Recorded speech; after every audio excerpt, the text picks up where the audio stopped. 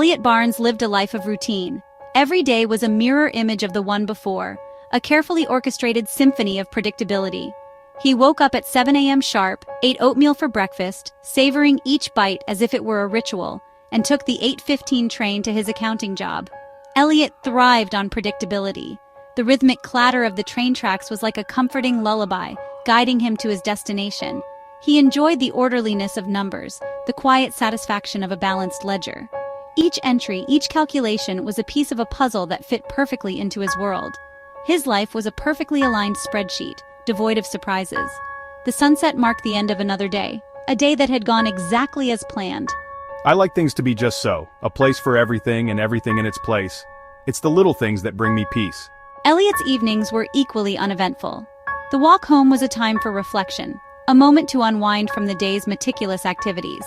He'd return home to his modest apartment, eat a simple dinner, and read the newspaper. The headlines were a distant echo of a world he chose not to engage with. Occasionally, he'd watch a documentary about ancient history, a subject that fascinated him from a distance. The stories of empires and civilizations were a stark contrast to his orderly life. But Elliot preferred to observe the world, not participate in its chaos. The hustle and bustle of life was something he watched from the sidelines, content in his own bubble. Ancient history is so intriguing, but I think I'll stick to my books. They offer a window into the past without the unpredictability of the present. His weekends were a continuation of the same theme. The quiet park was his sanctuary, a place where he could lose himself in thought.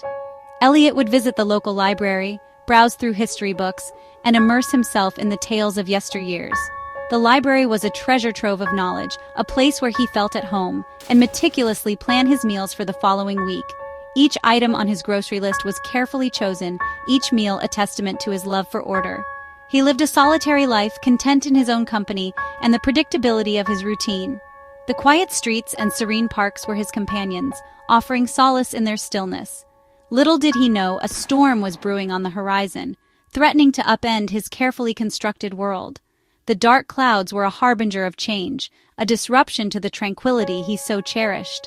As the storm approached, Elliot found himself at a crossroads. The life he had meticulously built was about to be tested, and he would have to decide whether to embrace the change or resist it. The storm was not just a physical phenomenon, but a metaphor for the upheaval that awaited him. Elliot's journey was about to take an unexpected turn, one that would challenge his love for routine and order. As the first drops of rain fell, Elliot took a deep breath. The storm was here, and with it, the promise of a new chapter in his life, a chapter that would test his resilience and redefine his understanding of order and chaos. And so, Elliot Barnes stood at the threshold of change, ready to face whatever the storm would bring. His life, once a predictable routine, was about to become an adventure. One Tuesday morning, a letter arrived, disrupting Elliot's usual breakfast routine. He was in the middle of his toast and coffee when the postman knocked on the door, an unusual occurrence that piqued his curiosity. Elliot rarely received personal mail, and the sight of the elegant envelope with a wax seal intrigued him. It was from his Aunt Edna's lawyer, informing him of her passing. The letter was brief but formal, detailing the necessary arrangements and expressing condolences. Elliot hadn't seen Aunt Edna in years, but the news still struck a chord.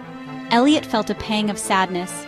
He vaguely remembered the eccentric old woman who collected antique maps and spoke in riddles. She had always been a mysterious figure in the family, often disappearing for months on end, only to return with tales of far-off places and peculiar artifacts. The lawyer's letter mentioned an inheritance, instructing Elliot to visit his aunt's house. The thought of an inheritance was both exciting and daunting. What could Aunt Edna have left him? Her collection of maps, some old trinkets, or perhaps something more valuable? My dear Elliot, you have no idea what awaits you. The words echoed in his mind, filling him with a mix of anticipation and apprehension.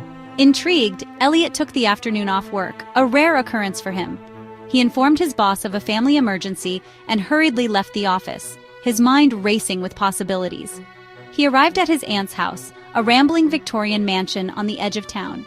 The house stood like a sentinel, its ivy-covered walls and towering spires casting long shadows in the afternoon sun. Dust covered the furniture, and cobwebs hung from the chandeliers. The house seemed frozen in time, a relic of a bygone era. Each step Elliot took echoed through the empty halls, amplifying the sense of solitude. The air was thick with the scent of old books and forgotten memories. Shelves lined with ancient tomes and rooms filled with antique furniture spoke of a life steeped in history and mystery. This place feels like a different world. Elliot's voice was barely a whisper as he took in the surroundings, feeling as though he had stepped into a different era. The lawyer, a portly man named Mr. Wiggins, led Elliot to the attic. Mr. Wiggins had a calm demeanor, but there was a glint of excitement in his eyes, as if he knew something Elliot didn't. There, amid stacks of dusty trunks and forgotten treasures, sat a polished wooden box. The attic was a treasure trove of the past, filled with items that seemed to whisper secrets of their own. It was ornately carved with strange symbols and fastened with a heavy padlock. The box seemed out of place among the dusty relics, its polished surface gleaming in the dim light. This, Mr. Barnes, is your inheritance. Mr. Wiggins' voice was solemn, yet there was a hint of a smile as if he knew the box held more than just material wealth. Elliot stared at the box, utterly perplexed. It looked ancient, emanating an aura of deep mystery. He gingerly touched the smooth wood, feeling a strange energy thrumming beneath his fingertips. As he fumbled with the padlock, the box suddenly sprang open. About time. Elliot jumped back, completely startled. He peered inside the box, expecting to find a hidden speaker. But there was nothing inside, only a faint glow emanating from the bottom. The voice continued. Honestly, I've been stuck in this musty attic for centuries. A little dust never hurt anyone, but a bit of fresh air would be divine. Elliot was speechless. The box was talking to him. He pinched himself, wondering if he was dreaming. Did you just speak? The box let out a hearty chuckle. Of course I spoke, you nincompoop. Did you think I was a music box? I am the keeper of secrets, the voice of destiny, well, you can call me Box for short. And so began Elliot's unexpected adventure. The box, with its witty commentary and sarcastic remarks, informed Elliot that he was chosen. Chosen for what, I'm not sure. But apparently his Aunt Edna was the last in a long line of guardians, entrusted with protecting an ancient artifact of immense power. According to the box, this artifact was hidden somewhere, protected by a series of puzzles and riddles. Elliot, as Edna's heir, was now tasked with finding it. The thought filled him with a mixture of dread and excitement. This was a far cry from his predictable life of balance sheets and tax returns. But why me? I'm just an accountant. The box let out a dry laugh. Destiny doesn't discriminate, my friend. It has a funny way of choosing the most unlikely candidates. Now enough chatter. We have a quest to embark on. Following the box's cryptic instructions, Elliot embarked on a journey that took him far from his familiar routine. He had always been a creature of habit, content with the predictable rhythm of his daily life. But the box, with its enigmatic messages and tantalizing hints, pulled him into a world of mystery and adventure he had never imagined. He deciphered ancient maps hidden in his aunt's attic, each one leading him closer to the artifact. These maps were not just ordinary pieces of paper. They were filled with intricate details, symbols, and codes that required patience and a keen eye to understand.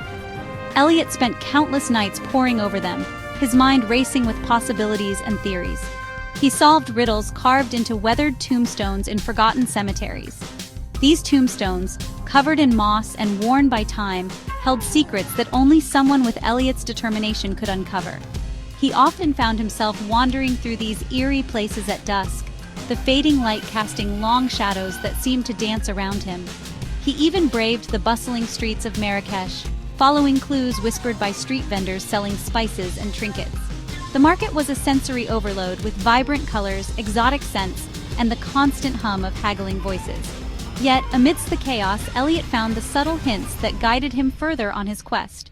Through it all, the box was his constant companion, offering guidance, sarcasm, and the occasional witty quip. It was as if the box had a personality of its own, sometimes encouraging, sometimes mocking, but always pushing Elliot to keep going. He found himself talking to it, seeking its advice, and even arguing with it when the clues seemed too obscure. Honestly, you humans and your obsession with maps. The box's voice was a blend of exasperation and amusement, as if it couldn't quite understand why Elliot needed such tangible guides when the answers were, in its view, so obvious. Can't you just sense the energy of the artifact? The box often chided, urging Elliot to trust his instincts and feel the subtle vibrations of the world around him. It was a lesson in intuition, something Elliot had never been particularly good at but was slowly learning to embrace. Elliot, initially skeptical, began to rely on the box's guidance. He found that the more he listened to it, the more attuned he became to the hidden currents of energy that seemed to flow through the world.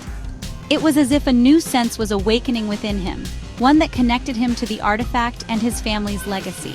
He learned to trust his instincts, to embrace the unknown, and to find humor in the most unexpected situations. The journey was not just about finding the artifact. It was about discovering himself, his strengths, and his ability to adapt and thrive in the face of uncertainty. Along the way, he encountered a cast of colorful characters. A quirky librarian with an encyclopedic knowledge of ancient lore who seemed to have a story for every occasion and a book for every mystery. This librarian became an invaluable ally, providing Elliot with insights and resources that he would never have found on his own. A mysterious antique dealer with a twinkle in his eye, who seemed to know more about the artifact than he let on. This dealer's shop was a treasure trove of curiosities, each item with its own history and secrets. Elliot spent hours there, sifting through the past and piecing together the puzzle of his quest. And a fearless adventurer who spoke 12 languages and claimed to have met a talking parrot in the Amazon. This adventurer's tales were as wild as they were inspiring, and Elliot couldn't help but be drawn to the sense of freedom and possibility they represented. Each encounter brought Elliot closer to his goal, unraveling the secrets of his family history and the true nature of his destiny. The journey was long and fraught with challenges, but with each step, Elliot felt himself growing stronger, more confident, and more connected to the world around him. The artifact was no longer just an object to be found. It was a symbol of his journey, his growth, and the endless possibilities that lay ahead.